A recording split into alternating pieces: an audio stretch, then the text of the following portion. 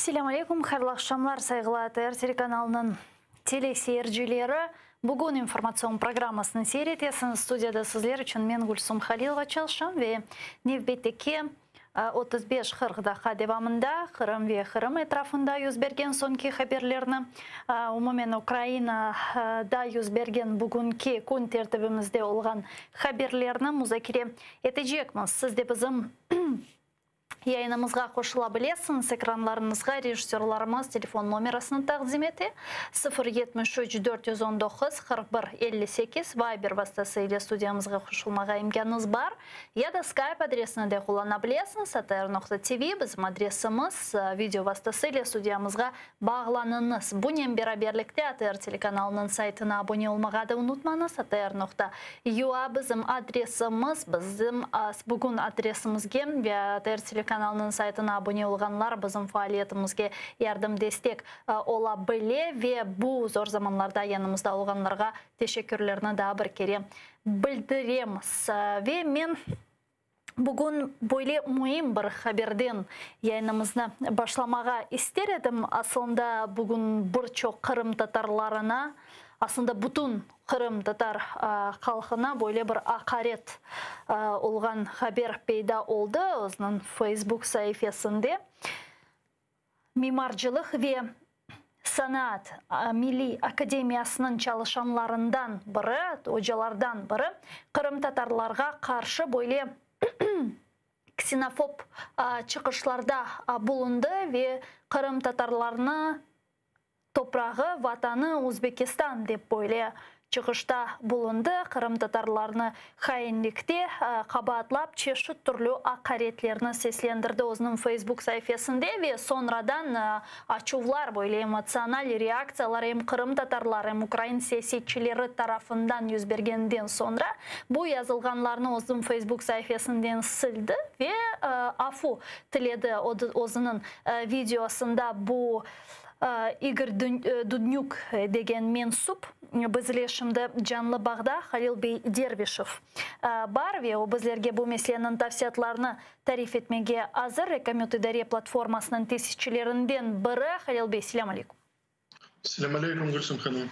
Халил Бей, сіз бұл Игорь Дуднюк деген инсанны шақысыны менің анлағаныма көре танысыз. Чүнке оқуаныңыз вақыт бұл академияда онен бірде бір бойле шейлеріні ешіткен едіңізмі, көрген едіңізмі, неден шымды бойле чықышларда бұлыны башлады, насыл тұшнесі, насыл қимет кесес? Ну, смотрите, прецедент данный появился в ситуации обсуждения выборов, которые должны произойти в Академии, уже долго они оттягиваются. Это выборы ректора Национальной академии изобразительных искусств и архитектуры. В полемике Игорь Дудник сказал, что исполняющего обязанности ректора Остапа Ковальчука поддерживают евреи и крымские татары. Дальше он сказал, выразил возмущение, его это якобы возмущало, но я как бы очень деликатно, дипломатично его переспросил, а что вы имеете в этом в виду? Он дальше, в принципе, озвучил свою позицию. Я считаю, что это вопиющая ситуация, когда тут речь даже не идет о политике, тут речь идет о человечности некой.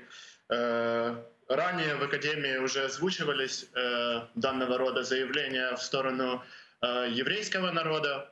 Тогда это все сошло преподавателю, профессору с рук.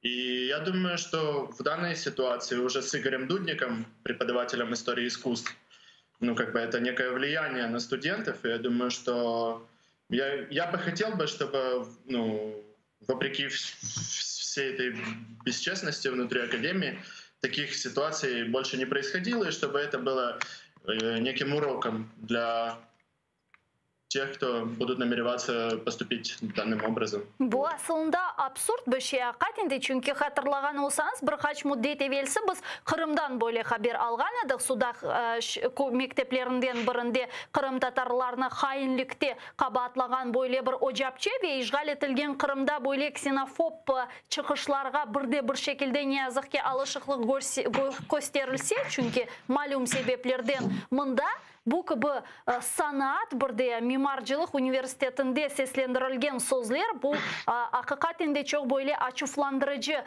bir şey. Халил бей, менин аңлаганыма көрө бу ilk сефер дегил, бунун бойле расистик, бойле ксенофоб сөзлер айтканы бу шахыснын бу академияда асында ректорунун ve дигер hocаларынын bir реакциясы олдуму, малуматыңыз бармы? Ну, смотрите, была реакция заведующего кафедрой теории истории искусств. В принципе, они в первую очередь отреагировали со своей стороны, сказали, ну, заявили о том, что как бы открещиваются от данного преподавателя в этой ситуации, и для них это тоже абсолютно непонятный, как бы, непонятный прецедент. Касательно вообще ситуации в академии, то все это, в принципе, вся эта ситуация подогревается, ну, самой системой внутри академии. То есть самой системой внутри академии, где, ну, в принципе, руководство академии уже откровенно как бы тех, кто им, скажем так, не угоден и мешает, хочет развивать академию изнутри, то это как бы противоречит их неким планам коррупционным. И вообще это место, само место, где располагается академия, это бывшая духовная семинария. То есть там находилось здание духовной семинарии, и это является местом буферной зоны Софии Киевской, то есть это деление между верхней частью Киева и нижней частью Киева. То есть это находится прямо над Воздвиженкой, вот такой район Киева. В принципе, там, ну, как бы я, насколько понимаю, что эта территория входит в конкретные планы, ну, как бы застройщиков.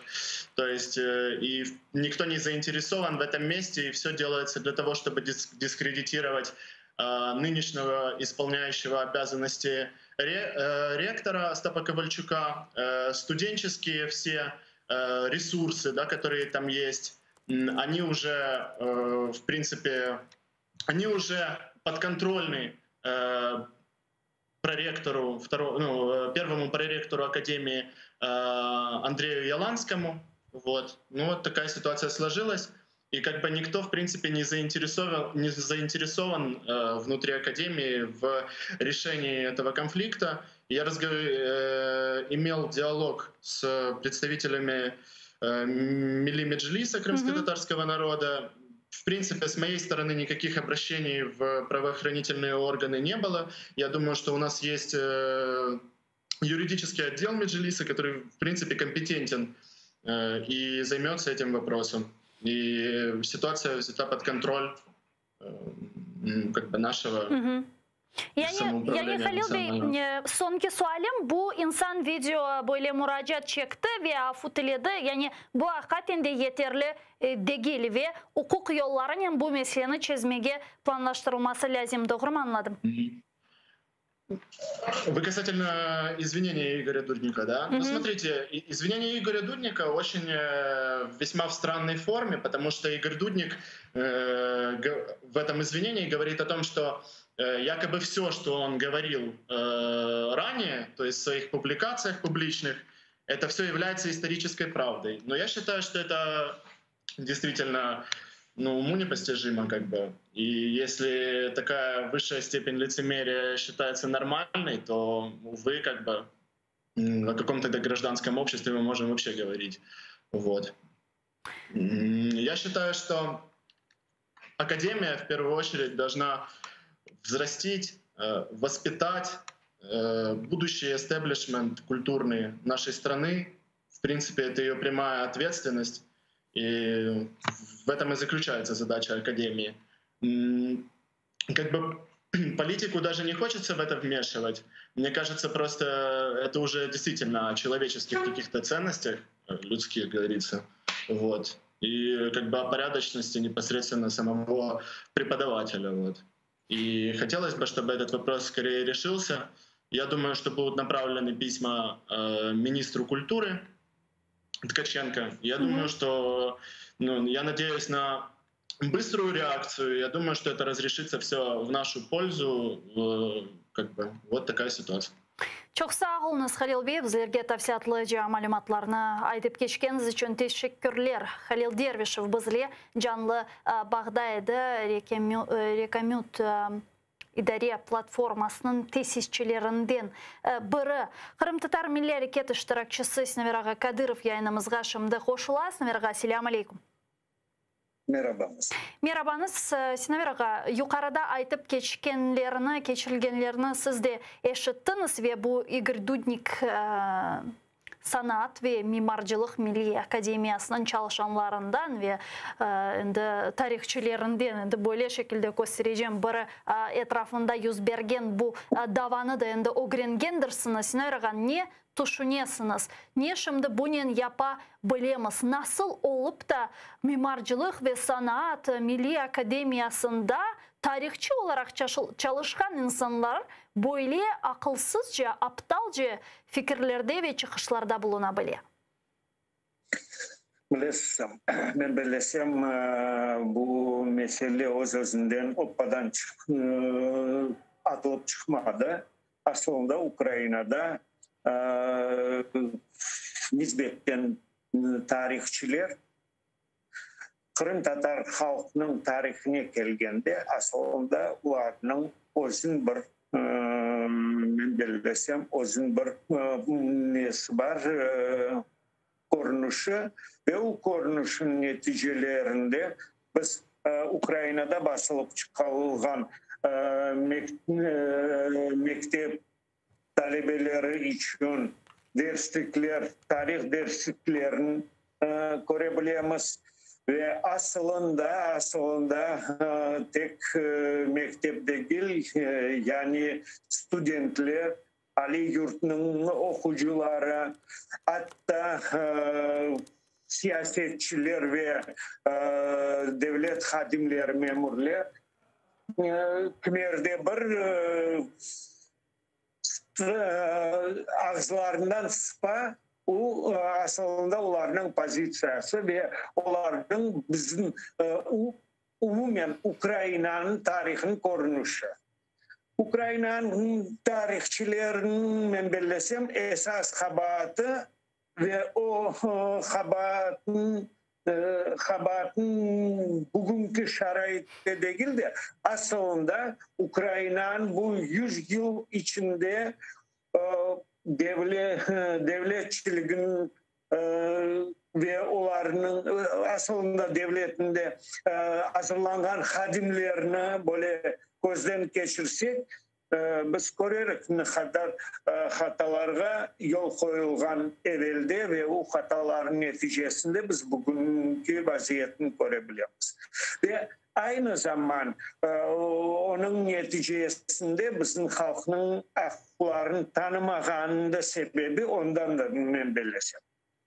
Böyle çıkışlardan bulunganlarga sizin fikriniz, yani şimdi nasıl bir tedbirlerini gerçekleştirmek gereken, nasıl bir reaksiyamız olmalı ki bu sözde sadece kalmasın, sadece böyle biz oturup özümüzün açığımızı bildirmekle kalmasın, nasıl bir hareketlerini şimdi yapmak gerek? Aslında bilirsin, bunda iki taraflama. Evet, biz taraftan olmak gerek kaysi bir hareketler. Lakin men bilesem Ukrayna'nın özünün bu inteligensiya, özlerinin inteligensiya sıralarına geçirgenlerine ve hatta vatanperver insanların sırasında böyle bir tepki olmak gerek ki. Çünkü böyle soy insanlar Ukrayna'nın imajını ayaktubine alırlar ve onu imajını dışta çok bir muşkul alında ksenofob halkı olarak dünya olarını tanıyır. Irkçılık yapıla, yani bizge binayen böyle şekilde bu insanlar üzerinden ırkçılık korunu. Evet ve ben bilesem Ukraynalıların özleri de bu meselede мен белесем кайт olmak gerek ve kaysı bir hareketler görmek gerekler de böyle so insanlarını böyle aslında oku yurtuna mektep olsun, Ali yurtu olsun bu proseslerge yakın koymamak gerekler de ve men belesem sonra bekim vaziyet biraz doğrulanabilir. Şimdi bu sorağanın neticesinde yaxşı anladık ileride olmaz deyip koyulsa ben belesem meseleni doğrulamaz. Geçer bir vakitleri gene de çünkü o fikirle yaşıyor. O mutlak özünden gelip çıkma kaysı bir şu dakikada kimgedir açılanıp aytılgan fikirde değil. O ırkçılık, o bilesem, o insanın aslında terbiyesinden bağlı olan bir av. Eğer bu tolerantlık o özünden gelip çıkmay. Onu terbiye alamasalar o özünden gelip çıkmay. Buna terbiyelamak deyip ayttınız da Sinaver ağa nasıl düşünüyorsunuz? Bu ilk defasında olmay böyle bir şeyler biz çoktan eşitemiz. Eğer böyle akaret şekilde olmasa da tarihini biraz değiştirip onun menfaatına, tarihi hadiselerini, tarihi böyle mühim sanlarda olup geçken vaziyetlerini özünce böyle interpretasiya yapıp takdim etilgenini biz defalarca gördük. Nasıl düşünüyorsunuz? Belki hakikaten bu Kırım Tatar tarihi, Kırım Tatarları ve ilahiri marifçilik faaliyetini daha da aktifleştirmek bir şekilde gerek. Bilmeyeyim, mekteplerde, başka bir yerlerde bunu nasıl yapabiliriz bu Kırım Tatar tarihinin marifçilik vaziyetinde ve bu meselede? Bilesem, men belesem bizler alayık böyle bu hatırı İnstitütü, Ukrayna halkının hatırı İnstitütü. Esas bu stratejiyanı, bu Ukrayna halkının tarihini ve dünya bakışını işlep çıkarılacak yani İnstitütü. Ben belesem o İnstitütün yanında bölge olmak gerek. Kırım Tatar halkının Kırım Tatar milletinin tarihinin bağlı olan bölge olmak gerek. Ve o bölge işlep çıkarmak gerek. Bu Ukrayna devletinin ve Ukrayna tarihinin içinde Kırım Tatar tarihi, onun yeri ve tesiri aslında Kırım Tatar halkının tarihi tesiri Ukrayna'nın devlet olmasına. Böyle bir işler yapılmasa, böyle bir stratejik işlep çıkarılmasa ben belesem onlar her daim özlerini hep yükseltmeye çalışacaklar. Niçin degende bu da kompleksinin neticesi. Niçin degende onlar bizim tarihimiz, onlar pek yaxşı bilirler. Tarihçiler pek yaxşı bilirler. Bu topraklarda aslında Ukrayna'nın topraklarında öyle Ali yurtlarını bile alacak olsak ilk evvela o Ali yurtlar Kırım Yarımadası'nda peyda oldu. Sonra o Ukrayna topraklarında peyda oldu öyle bir okullar. Ve ben belesem böyle bir faktlar ebetlarını biraz rahatsızlandırar. Çünkü hep tırışalar özünü pek eski halklarının sırasına göstermeye ve bilmeyeyim. Bu men belesem da bilesem neticesi Öz vaxtında bu Rusiyanı işlep çıkargan konsepsiyası Slavyan halklarının bu onların etrafında yaşayan bu garp halklarının aşağılatmak peşindeler de hep kalgan halklarının tarihini hep aşağılap özün tarihini yükseltmeye tırışkan insanlardır.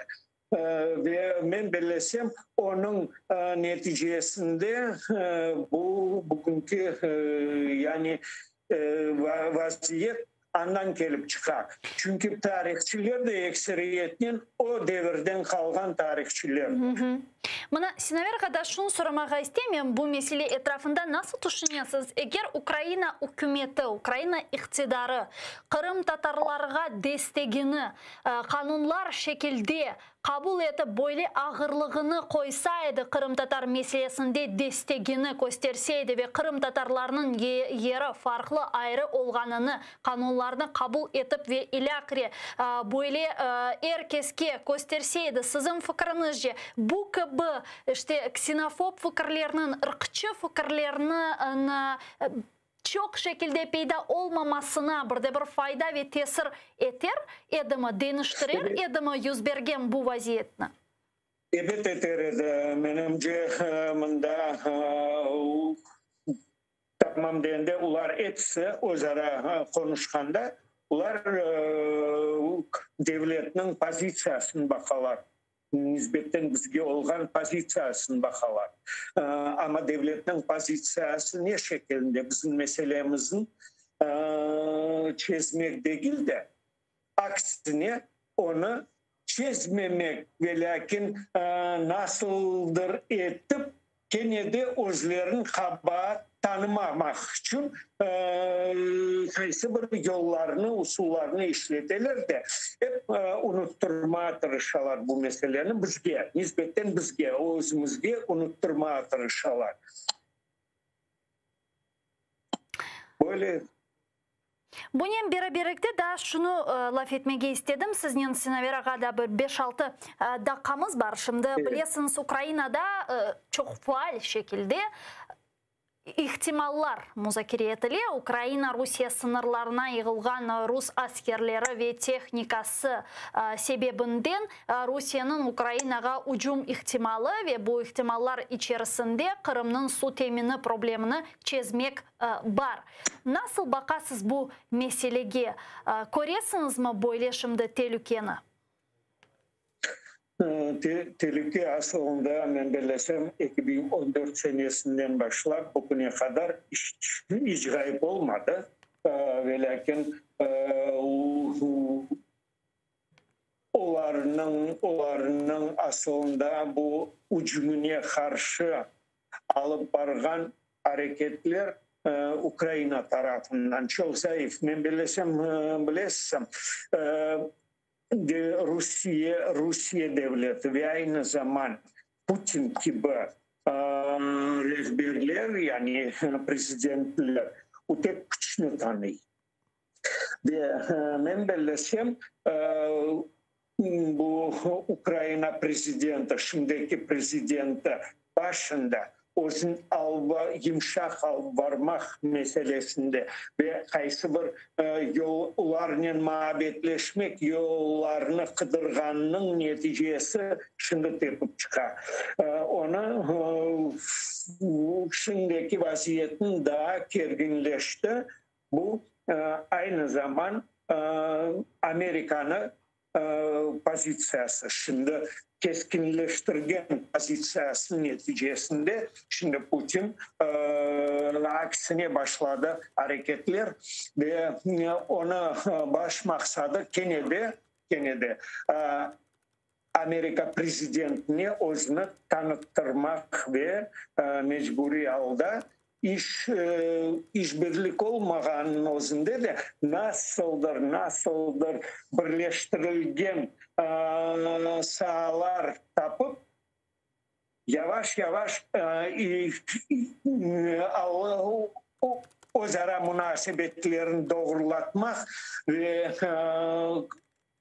Amerikan'ı ve aslında dünyanı kondurmak, bu Ukrayna'nın iç meselelerini öz pozisyasından kondurmak. Onun için ben belirlesem bunda Putin için bu Kırım suyu o kadar mühim değil. O su gerek Kırım'da yaşayan halkta. Daha çok böyle taktik ve siyasi bir neticelerine kazanmak maksadı şimdi bu. Onu ben belirlesem gene de ben aytkan edim. Humanitar şekilde, humanitar siyasetinde işletilgen kaysı bir delil. Ukrayna'nın ne şekilde devlet olganını göstermeye tırışalar. Çünkü Garip Kırım'da su yok, insanlar çekişi ama Ukrayna onlara hiçbir yardım göstermeye hazır değil bile. Aksine daha beter vaziyetini ağırlaştırmak peşinde degen bir mesaj gibi çalışılar bu halkara meydanlarında. Çok sağ olun Sinaviraga. Bizle bağlanıp meraklı sübet alıp barganınız için Sinavir Kadyrov, Kırım Tatar Milli Hareket iştirakçısı bizle canlı bağda edi. Teşekkürler. Ben ise Rus tiline geçem ve növbeteki misafirimizni davet edeceğim. Canlı yayınımızga bağlanacak. Я перехожу на русский язык, и мы продолжаем информационно-аналитическую программу «Бугунь». Министр иностранных дел Украины Дмитрий Кулеба заявил, что через несколько недель Россия будет готова к нападению на Украину. Вместе с тем, точно ли она пойдет по такому сценарию, спрогнозировать пока что невозможно. Кількість російських військ біля українських кордонів наразі більша, ніж була у 2014 році. Це означає, що ми не можемо виключати будь-що. Ми не можемо бути впевнені, чи вирішила Москва розпочати нову стадію агресії проти України. Але очевидно, що вони будуть готові зробити це за кілька тижнів. Ми не можемо назвати точну дату чи час, коли вона перейде лінію розмежування, спричинивши нову хвилю ескалації. Але ми точно бачимо стратегічну підготовку Росії, військову підготовку. Россия заговорили о возможности широкомасштабной войны с Украиной. Депутат Госдумы России РФ, лидер КПРФ Геннадий Зюганов считает, что нужно воевать за Донбасс. Я бы на месте Верховного Главнокомандующего официально заявил, что мы будем защищать свой мир, свою родину, свой язык. Признать Донецкую и Луганскую республику – это воля наших соотечественников. Надо официально заявить, что мы их признаем и будем их защищать, включая и военные средства. Політичний аналітик Петро Олещук зараз з нами на прямому зв'язку. Пане Петро, вітаю вас, ассаляму алейкум. Доброго дня.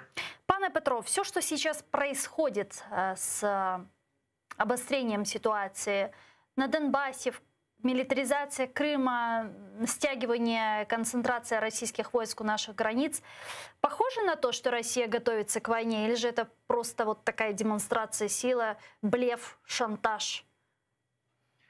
Ну, ви розумієте, в чому специфіка ситуації, що, безперечно, будь-яка підготовка до війни, вона одночасно є і демонстрацією сили. І, звичайно, що достатньо дивно, що, наприклад, Росія настільки демонстративно все це робить, причому тривалий час, буквально показує всім, дивіться, ми готуємося до війни. Справді, на реальну підготовку до війни в цьому контексті це не дуже схоже.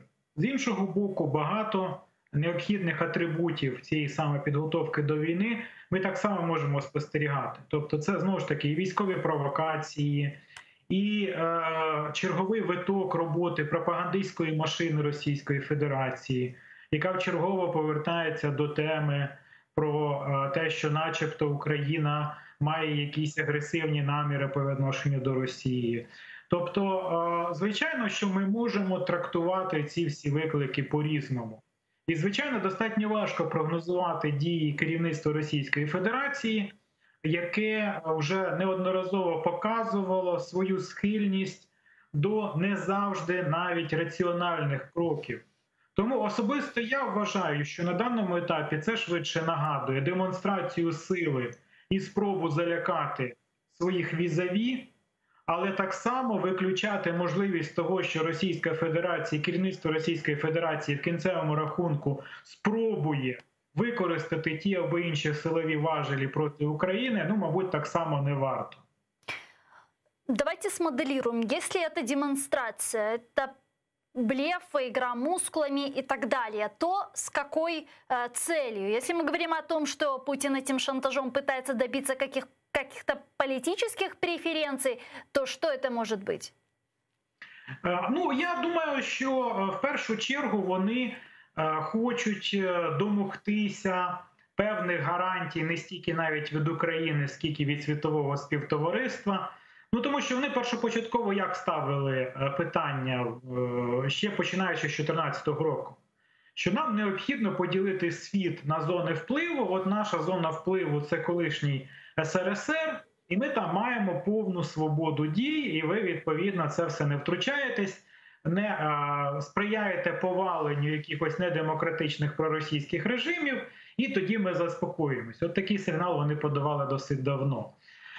Безперечно, що це може стосуватися безпосередньо тієї кон'юнктури, яка на даний момент склалася. Ну, ми знаємо, що, наприклад, після того, як в РНБО були ухвалені санкції проти Медведчука і проти інформаційних ресурсів Медведчука, це одразу достатньо суттєво позначилось на українській політиці. Тобто ні для кого не є секрет, що рейтинги ОПЗЖ лише просідають, і сподівання політичним чином взяти владу в Україні, ну, мабуть, у Росії чим далі, тим менше.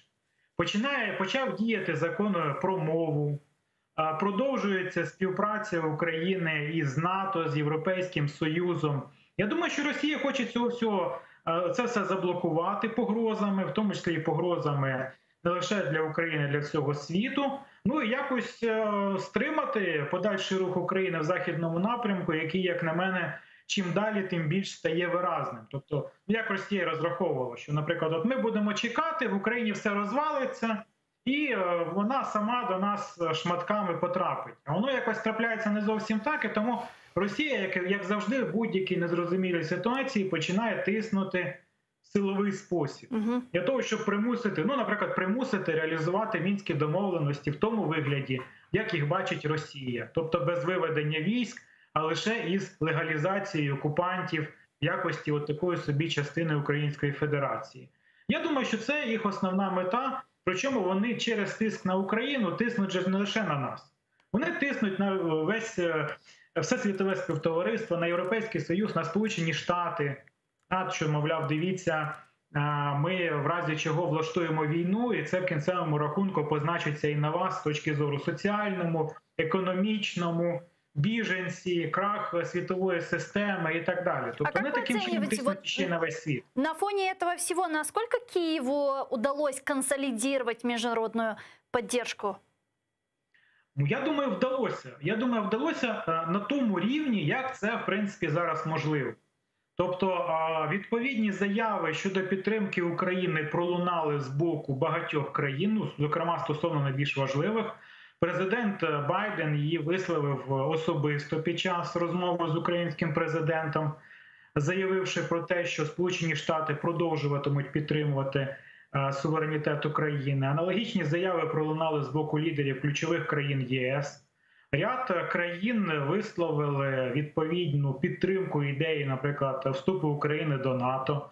Зокрема, подібні заяви пролунали з боку Литви або Туреччини.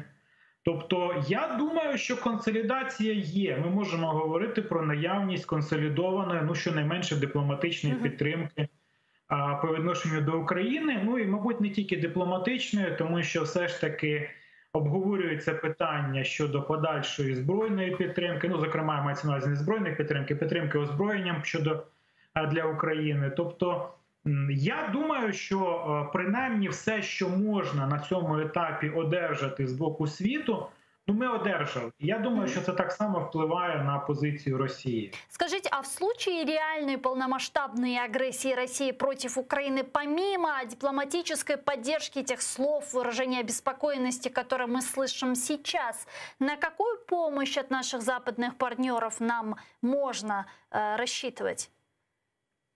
Ну, я думаю, що, безперечно, ніхто напряму воювати з Росією не буде, але це не означає, що підтримка може бути лише на рівні заяв.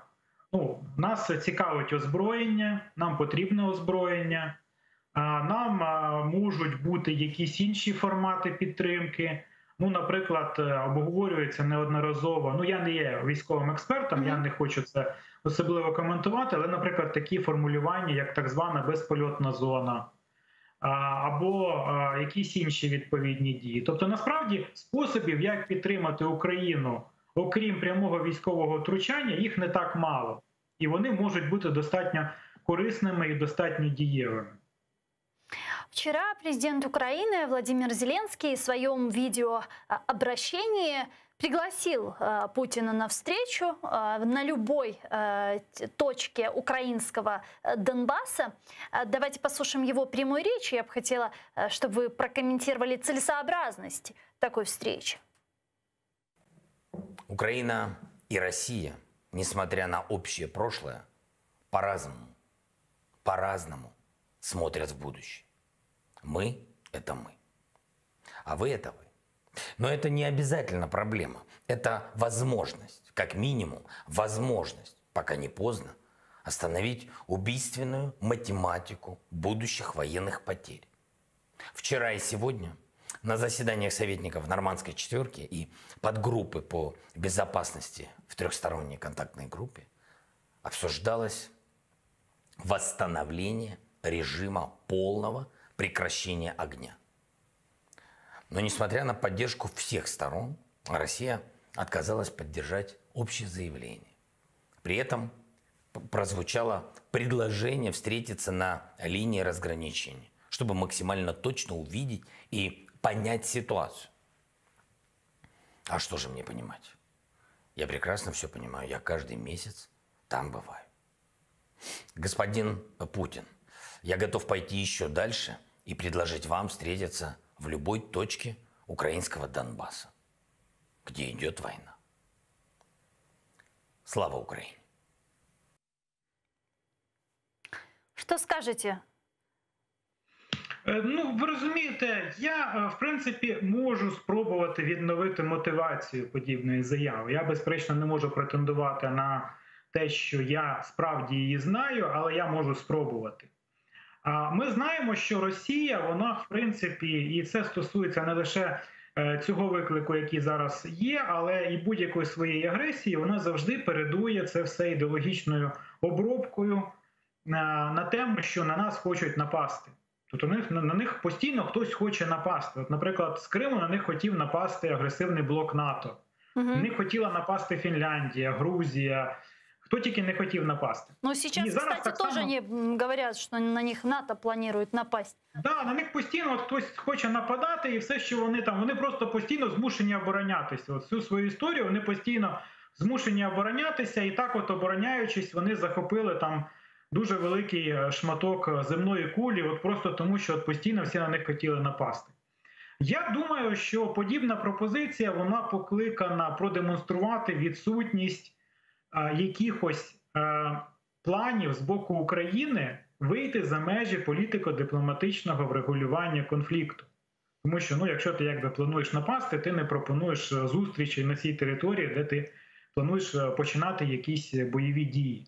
Я, принаймні, можу висловити таке припущення. Тобто, з одного боку, це демонстрація того, що Україна хоче вирішувати проблеми на основі політико-дипломатичного врегулювання, але, в принципі, готова і до відбиття будь-якої збройної агресії. Тобто, що, виходить, на Мінськ, на нормандський формат уже не розраховують? Ні, ну я не думаю, що тут насправді це якось рішуче протистоїть нормандському формату. Тому що я маю сумніви, що є якісь надії в те, що ця зустріч вона в такому форматі можлива. Просто тому, що російська влада, вона послідовно відстоює ідею, що вона з Україною не воює, вона воює з Сполученими Штатами. Ну а те, що це відбувається на території України, знову ж таки, зусиллями безпосередньо російських вояків, які вбивають українських громадян і українських вояків, ну, це начебто стосунку до цієї історії немає. Тому, звичайно, що російське керівництво, воно бачить себе в якості суб'єкта переговорів не з українським керівництвом, а з керівництвом Сполучених Штатів, ну, можливо, якихось європейських країн, як це було в нормандському форматі. Ну, на жаль, розраховувати на те, що от Росія зараз піде на якісь переговори, мабуть, не доводиться. Ну, але ми подали таким чином черговий сигнал, як ми подавали вже неодноразово, що Україна в першу чергу орієнтується на політико-дипломатичні методи, просто тому, що це наша територія. І будь-які жертви, це жертви будуть в першу чергу громадян України. Тому що це українська територія, окупована територія, це теж територія українська, де живуть українські громадяни, і українська влада повинна про їх життя так само турбуватися, як і про життя тих громадян, які зараз проживають на території вільної України. Сегодня президент России Путин выступил с ежегодным посланием Федеральному собранию. Вот какие важные тезисы, какие важные аспекты из этого послания вы бы отметили? Вот я, допустим, не увидела какой-либо конкретики. Как вы думаете, почему не было этой конкретики? І справді не було. Ви розумієте, там така дуже цікава композиція, 90%, хоча всі очікували якихось геополітичних заяв, але там 90% стосувалося проблем внутрішньоросійських, причому таких дуже локальних. Там допомога якась соціальна, там вирішення якихось там проблем з інформатизацією, там я не знаю, там, буквально, знаєте, як якась нарада у якогось директора підприємства. І вже під кінець він там щось почав казати про зовнішню політику, справді дуже абстрактно, говорячи про якісь недружні сили, хоча вони насправді, росіяни такі дуже сильно мирні, але якісь недружні сили постійно проти них щось замишляють, якісь там державні перевороти замишляють і тому подібне. Тобто, в принципі, справді якоїсь явної агресії там не було. Хоча вона була дещо завуальована у форматі, що ми будемо захищати червоні лінії, і ми самі ці червоні лінії для себе будемо визначати. Але справді конкретики там було дуже і дуже мало, і я думаю, що виходячи із цього, принаймні моя думка, що вони поки що з якимось остаточним планом подальших кроків не визначилися. Тому вони зараз вивели оце питання зовнішньополітичне на другий план, перед соціальними проблемами, там якимось дуже, знаєте, з точки зору головного змісту, це був, знаєте, такий атракціон небаченої щедрості. Він усім пообіцяв щось, там різним соціальним категоріям, там якісь виплати, допомоги і тому подібне. Хоча багато хто припускав, що зараз вони будуть робити акцент саме на спробі вирішити внутрішні проблеми через зовнішню політику, через там якусь чергову маленьку переможну війну. Але очевидно, що на даний момент остаточної ясності в цьому питанні у них немає, тому вони його засунули дуже-дуже далеко. Также ожидали, что будут какие-то важные тезисы относительно Белоруссии, создания союзного государства, учитывая, что завтра в Москву прибывает самопровозглашенный президент Беларуси Александр Лукашенко, и завтра, если я не ошибаюсь, должно состояться заседание Верховной Палаты Совфеда. Стоит ли от этого заседания что-либо ожидать, и что можно ожидать после визита Лукашенко? Ми знаємо, що після того, як минулого тижня було оголошено про викриття начебто підготовки якогось перевороту проти Лукашенка, сама ця історія, вона така напіванекдотична, тому що там важко повірити, що там справді ці всі люди щось таке могли організувати. Але тоді, за підсумками цієї історії, Лукашенко виступив із заявою про те, що він підготував якийсь неназваний декрет президента, який убезпечить Білорусь від будь-яких подальших спроб подібних переворотів. Що конкретно він мав на увазі, ми, безперечно, не знаємо. Але те, що він оголосив, що справді цього тижня цей декрет буде пред'явлено, те, що він поїхав в Росію, ну, мабуть, це якось пов'язано саме з відносинами з Росією. Що це конкретно? Якісь там нові формати інтеграції, там якоїсь ще глибшої інтеграції, введення російських військ в якомусь більшому обсязі, якісь там відповідні спільні структури або... Ну, мені важко уявити, в мене якоїсь інформації немає. Але те, що це якось між собою пов'язано, і те, що справді оцей начебто переворот буде використаний з метою посилення російського впливу в Білорусі, ну, у мене особисто сумнівів немає. Дякую вам дуже, пане Петро. Чухсагл, у нас Петро Лещук, политолог-международник, был с нами на прямом зв'язку. Но я, к сожалению, с вами прощаюсь. Мы завершаем этот блок. Оставайтесь первым крымско-татарским телеканалом АТР. Буквально через несколько минут эфир продолжает информационная программа «Заман» на крымско-татарском языке. А далее в этой студии в программе «Прайм» вас поприветствует мой коллега Айдер Муждабаев. Не пропустите. Коршки.